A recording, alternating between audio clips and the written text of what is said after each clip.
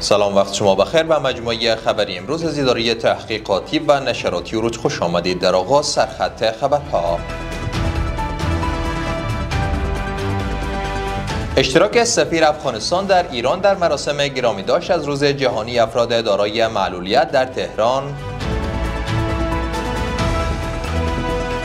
امضای تفاهمنامه همکاری‌ها میان وزارت تحصیلات عالی و اداره ملی امتحانات و همکاری ترکیه با افغانستان در بخش صحت. امروز پنجشنبه 13 ماه قوس سال 1404 خورشیدی. در ادامه مشروع خبرها: مولوی فضل محمد حقانی سفیر افغانستان در ایران در مراسم گرامیداشت از روز جهانی افراد دارای معلولیت در تهران اشتراک کرد. سفارت افغانستان در ایران میگوید که این مراسم با حضور مسعود پزشکیان رئیس جمهور ایران و شمار دیگر از مقامات دولتی این کشور و سفیران کشورهای خارجی مقیم ایران برگزار شد.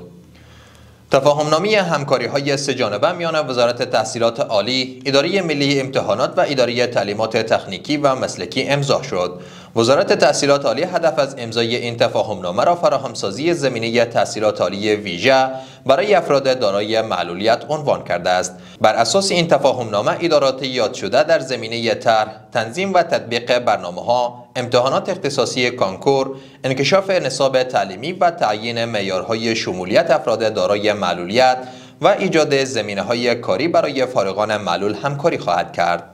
وزارت امور داخله میگوید که پلیس قماندانی امنیتی ولایت هرات در یک ماه گذشته 18 اراده موتر و بیش از 4 میلیون افغانی پول سرقت شده را کشف و دوباره به مالکان اصلیشان بازگردانده است. با گفته این وزارت، در پیوند به این قضایا 88 تن از نقاط مختلف شهر و ولسوالی‌های هرات بازداشت شده‌اند.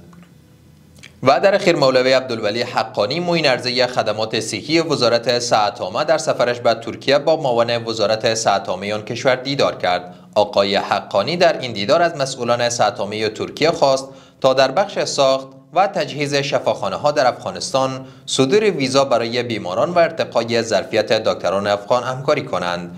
طرف ترکی نیز اطمینان داده که آماده همکاری همه‌جانبه در بخش صحت با افغانستان است. جهان سپاس از توجه و همراهیتان. برای تازه ترین های افغانستان، منطقه و جهان سری بزنید به صفحات اجتماعی ما در تلگرام، واتساپ و اکس.